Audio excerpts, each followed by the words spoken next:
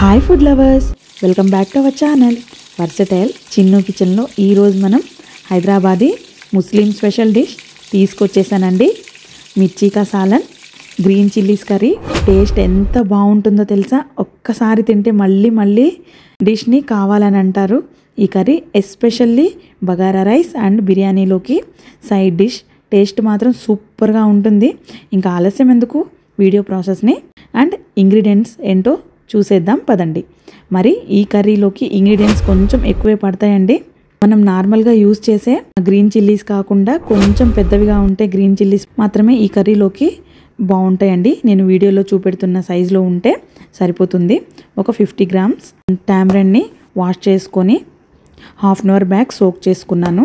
చిన్న కప్పుతో 1 cup coconut pieces, half cup peanut, 1/4 cup of sesame seeds, 1/4 cup of poppy seeds, ఒక 5 green చిల్లీస్తో chilli paste, ఒక tomato, 2 onions, half spoon kalonji seeds, జీలకర్ర, మెంతులు, ఆవాలు.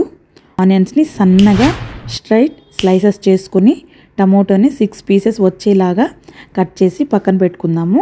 ఒక ప్యాన్ అయితే తీసుకొని 3 స్పూన్స్ ఆయిల్ హీట్ చేసుకుందామండి. హీట్ అయిన ఆయిల్లోకి కట్ చేసి పెట్టుకున్న హాఫ్ ఆనియన్స్ని వేసుకొని 50% ఫ్రై చేసుకుందాం. అదేవిధంగా కోకోనట్ పీసెస్ని కూడా, పీనట్, సెసమీ సీడ్స్, పప్పీ సీడ్స్ని కూడా 50% ఫ్రై చేసుకొని ప్లేట్లోకి తీసుకొని చల్లారాక స్మూత్ పేస్ట్ అయితే చేసుకుందాము. అదే ప్యాన్లో ఇంకొంచెం ఆయిల్ వేసుకొని గ్రీన్ చిల్లీ హాఫ్గా చేసుకొని ఆయిల్లో వేసుకొని గ్రీన్ చిల్లీస్పై బబుల్స్ వచ్చేదాకా ఫ్రై చేసుకొని పక్కన పెట్టుకుందాము. చూసారుగా, ఇలా అయితే వైట్ బబుల్స్. ఈ స్టేజ్లో ఆయిల్ నుండి తీసి పక్కన పెట్టేసుకొని ఆయిల్లో 1 స్పూన్ జీరా, half spoon fenugreek seeds, 1 spoon coriander seeds, 1 spoon ఆవాలు, 1 స్పూన్ కలోంజీ సీడ్స్ వేసుకొని లో ఫ్లేమ్లో ఫ్రై చేసుకుందాము. ఫ్రై అయ్యాక రిమైనింగ్ కట్ చేసుకున్న హాఫ్ స్లైస్డ్ ఆనియన్స్ని ఆయిల్లోకి యాడ్ చేసుకున్నాము. కలర్ చేంజ్ అయ్యేంత వరకు ఫ్రై చేసుకొని, కలర్ చేంజ్ అయ్యాక 1 స్పూన్ ఫ్రెష్గా గ్రైండ్ చేసుకున్న జింజర్ గార్లిక్ పేస్ట్ని అండ్ గ్రైండ్ చేసుకున్న గ్రీన్ చిల్లీ ప్యూరీని కూడా యాడ్ చేసుకొని గ్రీన్ చిల్లీస్లోని వాటర్ మొత్తం డ్రై అయ్యేంత వరకు ఫ్రై చేసుకున్నాము. డ్రై అయ్యాక గ్రైండ్ చేసుకున్న మసాలాని వాటర్ని యాడ్ చేసుకొని 10 మినిట్స్ ఫ్రై చేసుకుందాము. 10 మినిట్స్ తర్వాత కర్రీ లీవ్స్, ఆయిల్లో ఫ్రై చేసి పెట్టుకున్న గ్రీన్ చిల్లీని కూడా యాడ్ చేసుకుంటున్నాను. And salt, 1 pinch turmeric powder and టామరెండ్ని స్క్వీజ్ చేసుకుని జ్యూస్ని కూడా యాడ్ చేసుకున్నాము. యాడ్ చేసుకున్నాక ఆయిల్ రిలీజ్ అయ్యేంత వరకు లో ఫ్లేమ్లో 15 మినిట్స్ ఫ్రై చేసుకుందాము.